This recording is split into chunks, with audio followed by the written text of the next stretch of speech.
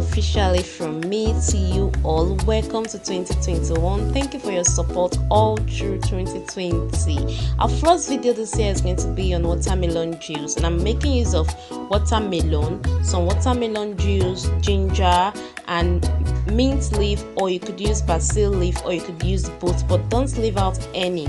So I washed my watermelon and divided it into two, and I'm going to be cutting it into slices so that I could remove the reddish part easily.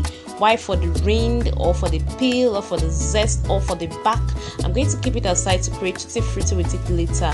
How do you get to know if your watermelon is ripe? Because I have no idea whether my watermelon is ripe or not. It's that bad. Except I cut it into half before I know that, oh, this is ripe, or oh, this isn't ripe. So how do you know if it's ripe? So I'm keeping this aside. Now for the reddish part, I'm going to cut it into chunks just like this, and I'm going to be blending it later. Please remember to subscribe, leave me a comment, and also check the description link below for a link to the detailed recipe. To my blender, I added my ginger, followed by my basil leaf or your mint leaf, or if you're using both, add both of them. Then my watermelon chunks little by little. My blender is quite small, so I'm going to be blending little by little till I get all the juice out. If you are still watching, it means you enjoyed the video. Please subscribe.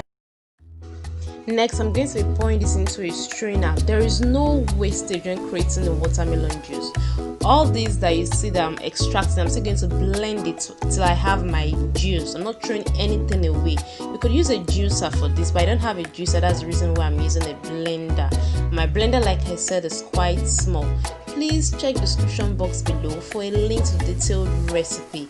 At the end of the day, at the end of blending, this is what I have left, and I added my lemon juice to it, 3 tablespoons, and whisk that all up well with my spatula, and then I kept it in the fridge to cool for about an hour, and then I'm serving. This is best served chilled. Now this has no preservatives, no coloring, nothing is healthy, is natural.